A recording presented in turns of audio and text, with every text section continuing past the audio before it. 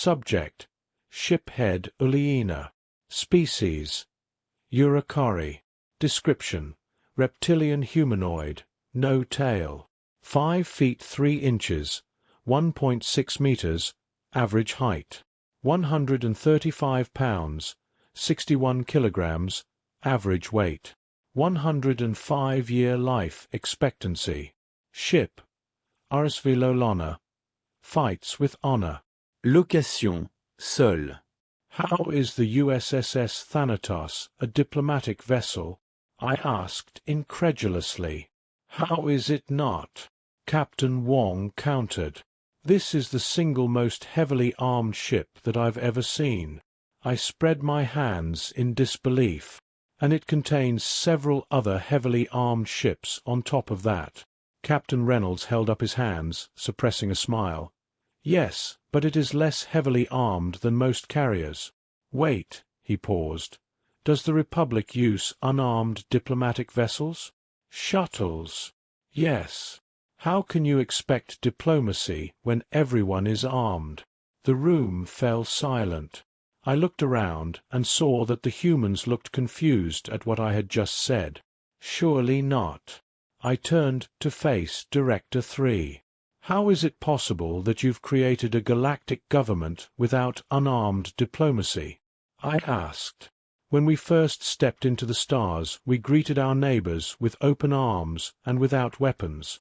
We were emboldened by this decision by the Nuknus, who have always been very peaceful people. However, the Alamari saw our lack of weapons as a weakness and attempted to take advantage. We managed to outpace them technologically, which avoided a war of extinction.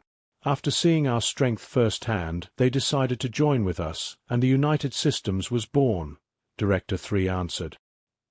He looked very uncomfortable in his armored suit. He shuffled and continued. Then we encountered the Deluran. We sent an unarmed diplomatic envoy to meet with their government and invite them to join us. They sent our diplomats' kidneys back to us, a common insult amongst their kind, and followed it with 3 fleets. The director stood with his hands behind his back. They took our unarmed diplomacy as an invitation to conquer us. The war was bloody, and we decided it wouldn't happen again. Since then we've made contact with 2 species using our current diplomatic ships. The Uluna, which have agreed to be uplifted over the next few generations and join us when they're finally spacefaring, and the Gaunt, who joined us without a fight. Well, most of them. I understand. Did the Deluran eventually join you too? I asked. No. Director 3 responded curtly. I looked at the other humans. All of them were avoiding my eyes. Oh, no. The Deluran are no longer a spacefaring species, Captain Reynolds said without any of his usual cheer. Wait, does that mean you didn't wipe them out? I asked, hopefully. The eyes still avoided my own. We didn't wipe them out, began Director 3, but we definitely considered it. Their attack cost us trillions of lives, and not just humanity was affected. We fought their fleets back out of our systems, and then destroyed them. Then we destroyed their colonies, one by one. Those worlds are still uninhabitable. The only world we left them with was their home world, and we left them with just enough of a population to sustain itself. To this day we still have vessels in orbit, destroying anything they try to send into space. That's better than wiping them out, though, I said somberly. It sounds like the Republic had it lucky. The majority of our members were peace-loving people, and those that weren't opted to be protectors, after a little persuasion. We had wars with each other, sure, but extinction had never been on the table. Why did humanity have it rougher than we did? How was that fair? That was back when the United Systems Senate controlled the military. The vote to exterminate them failed by 2, Director 3 said. Some still argue that we should crack the planet and be done with it. Crack the... What? I realized my mouth was open again and shut it, trying not to look surprised. Now that I thought about it, It wasn't exactly extraordinary that they possessed that kind of weaponry. I thought of our own unification wars. Even the bloodiest one only had 900 billion combined casualties, and that war had 5 factions.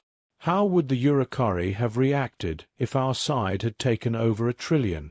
It was my turn to avoid eye contact. I'm ashamed to say that my people wouldn't have even put it to a vote. I understand now. You show some force so that you don't have to show all of your force. Precisely, Director 3 responded, and it must be clear that the USSS Thanatos isn't all of our force. We're currently awaiting the arrival of several vessels that will act as the defense for Seoul as we travel to your republic. I hope you understand that I am providing you with this intel in the hopes that you inform your people of exactly what you see. I will, I said. I can also give you some information on the Republic. Things that will come in handy to know, but won't be compromising, Cryan added. I had nearly forgotten she was with me. She had been unusually silent the last few minutes. She probably realized the answers to the questions I was asking before I asked them, or she already knew somehow. That would be great, Captain Reynolds said, smiling for the first time in several minutes. Director 3 asked, "What can you give us?"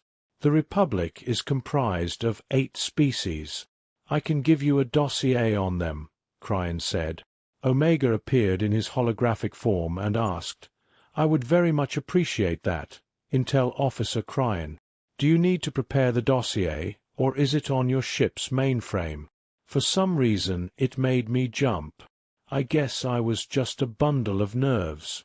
I'd heard about so much death in the last few days that I was afraid that it was lurking around every corner.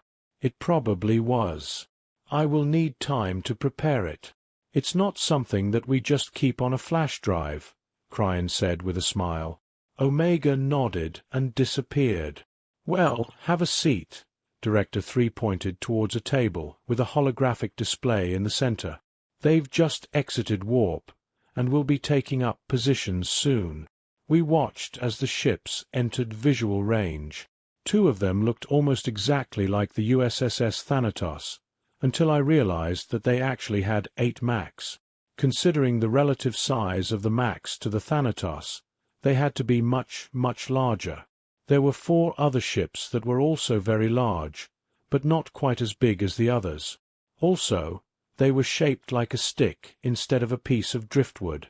No, not a stick, like a squared metal rod with a bunch of little rods and bumps stuck to it. I assumed that they were weapons platforms, which would make these battleships. Director 3 gestured, and the display zoomed in on one of the larger ships. It was rendered in 3D and began to rotate. This is the USSS Leviathan. It is a carrier. For clarification, the Thanatos is also technically a carrier, but its primary duty is diplomacy. The Leviathan's primary duty is war. The Thanatos carries 10 frigates and 100 fighters. The Leviathan carries 30 destroyers and 500 fighters. It has point defense systems and, as you can see, 8 magnetically accelerated cannons. For close anti-fighter defense, it has 90 chain guns, 45 on each side. Director 3 gestured again, and the Thanatos appeared next to the projection.